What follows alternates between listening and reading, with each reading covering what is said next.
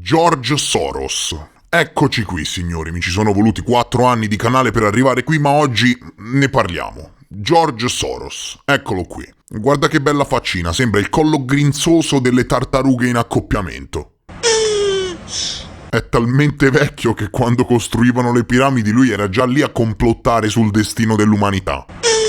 È talmente brutto che quando le piogge primordiali sul pianeta Terra cominciarono a raffreddare l'atmosfera gli scendevano indietro sulla testa per non passare dalla sua faccia. Talmente brutto e grinzoso che se te lo ritrovi davanti la notte quando ti svegli per andare in bagno chiami padre Amort.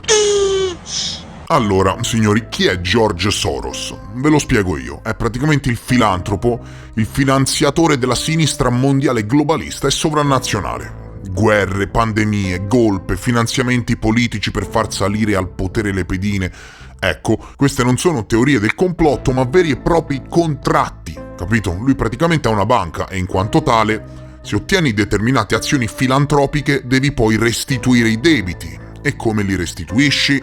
Ma in vari modi, rimanendo a disposizione, quindi se parla non puoi dire di no, li restituisci con grosse somme di denaro.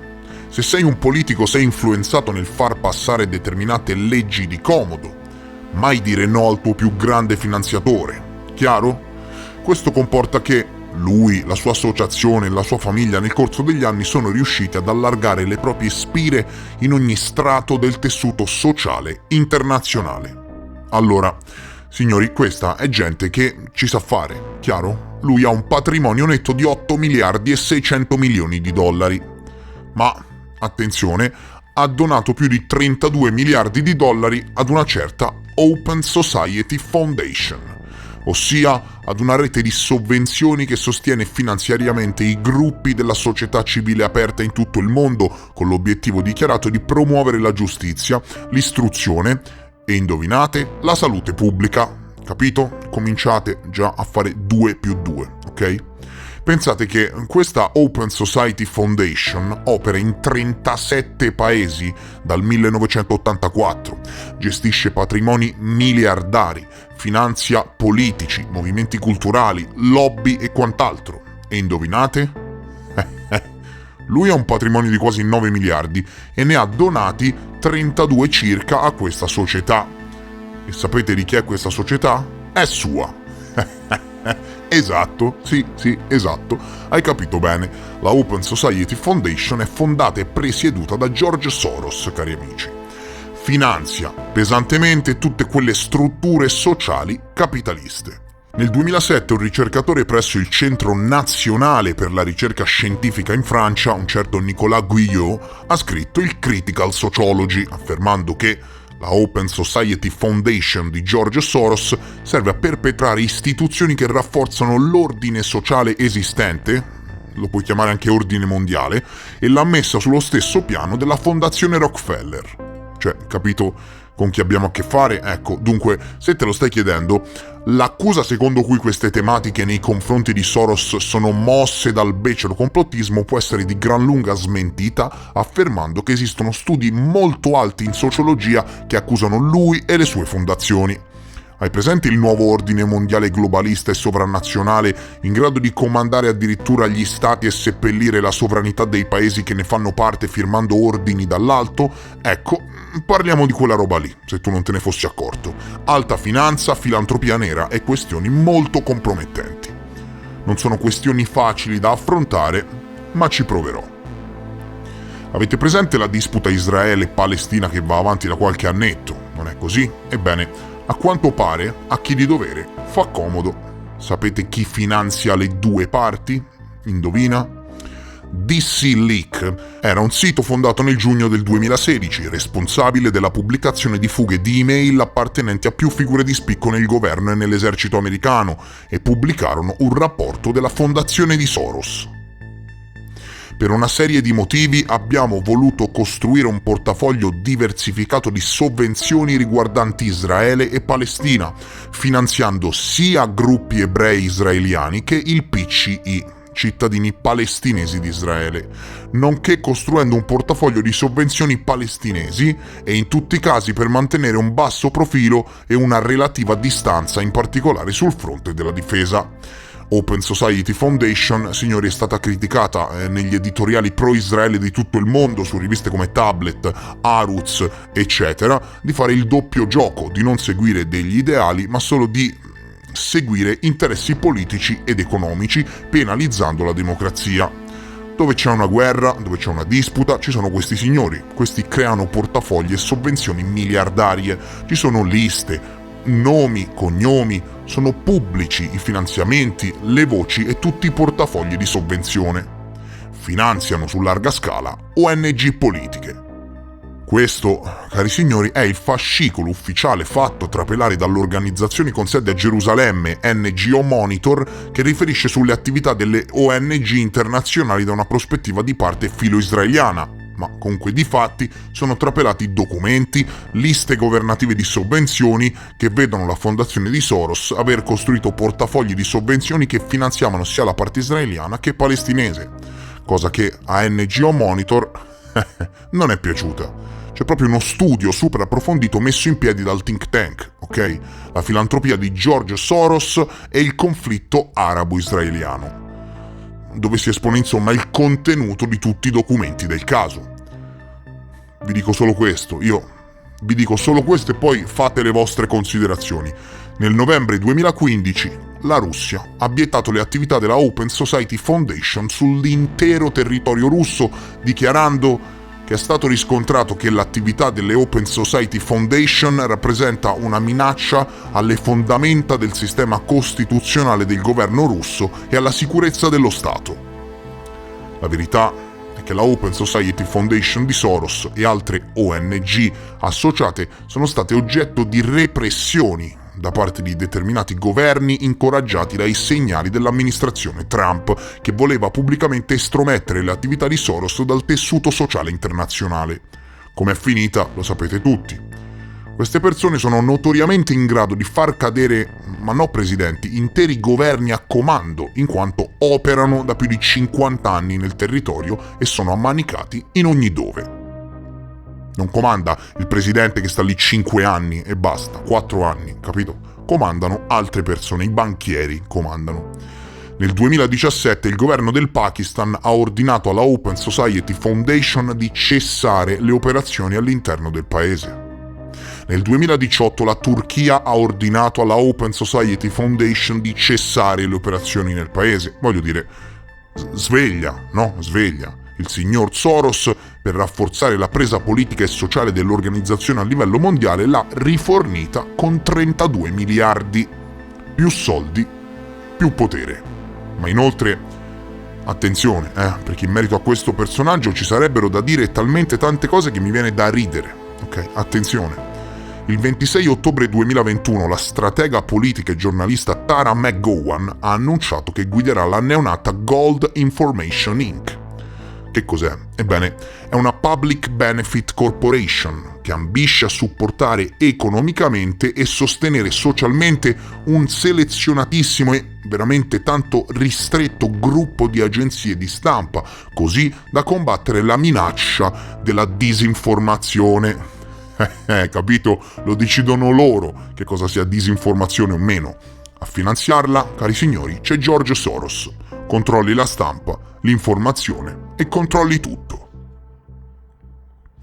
Il mondo dei fact-checking diventa sempre più mirato e la censura è finanziata da personaggi di questo tipo. Non so se mi spiego.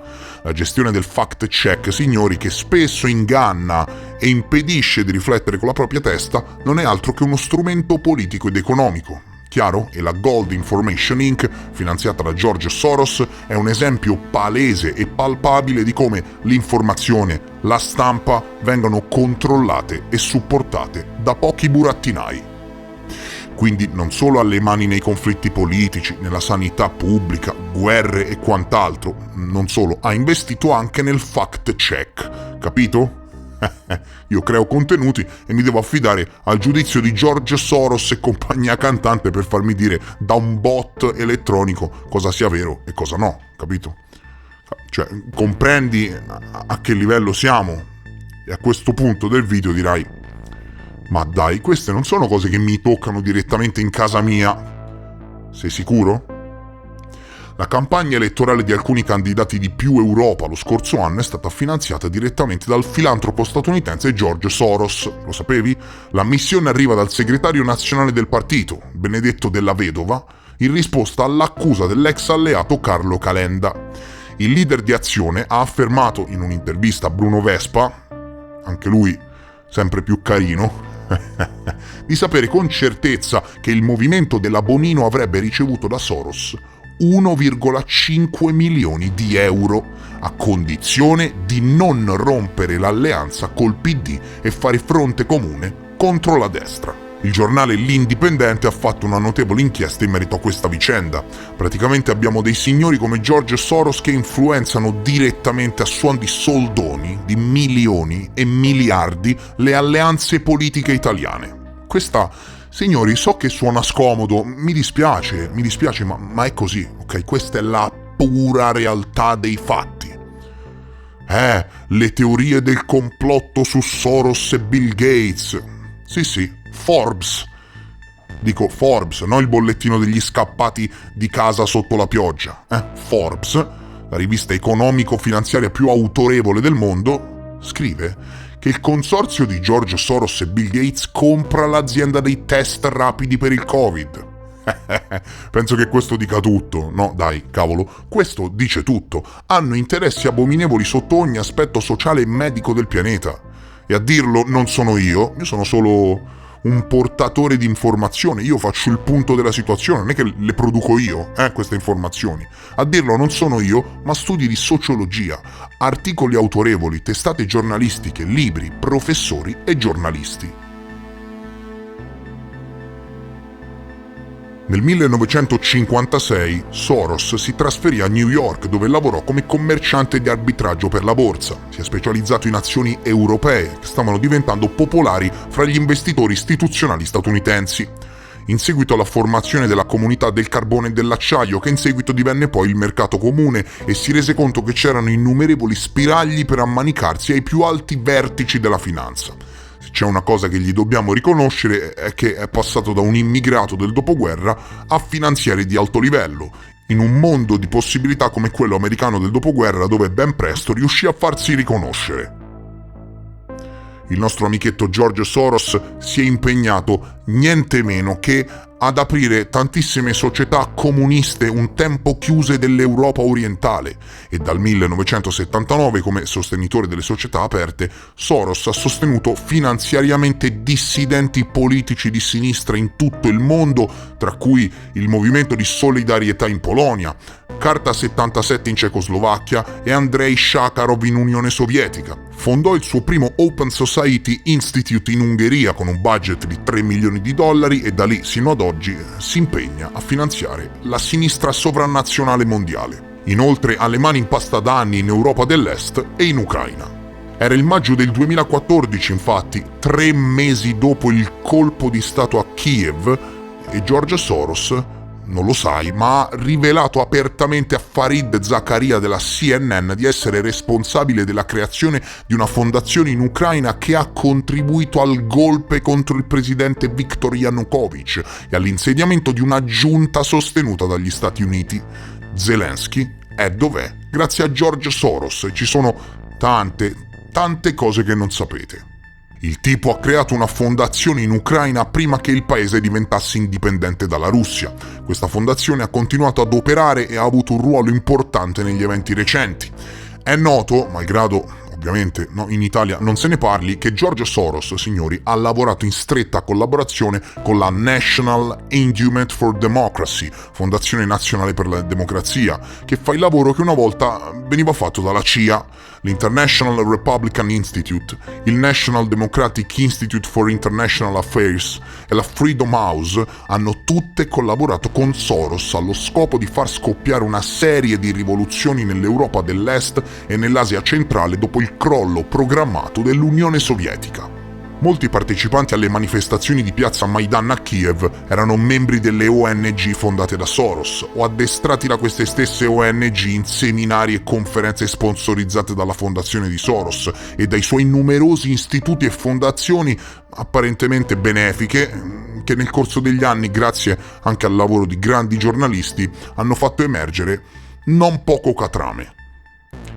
Questo è un articolo del Sole 24 Ore, e con questo chiuderei, risalente al 3 dicembre 2014, siccome mi chiedono le fonti, no? In cui si parla di come Soros abbia contribuito al colpo di Stato per dimettere l'ex presidente ucraino e instaurare una pedina negli Stati Uniti in Ucraina. Tutto questo è correlato alle implicazioni governative, alla pandemia, a fondi di investimento multimiliardari, a interessi politici che si estendono in ogni dove e ad una casta altissima di banchieri che letteralmente decide il futuro del mondo, influenzando e sottomettendo la politica internazionale, promuovendo globalismo e agevolando il potere sovranazionale. Questo in breve era George Soros. E se questo video arriva a 10.000 like, visto che non ho detto neanche il 2% di ciò che andrebbe detto, metterò in piedi una seconda parte ancora più approfondita. Ho sondato il territorio, quindi se hai apprezzato, lascia semplicemente un like per la parte 2. Io vi abbraccio, vi ringrazio per essere stati con me e vi rimando al prossimo episodio. Adieu!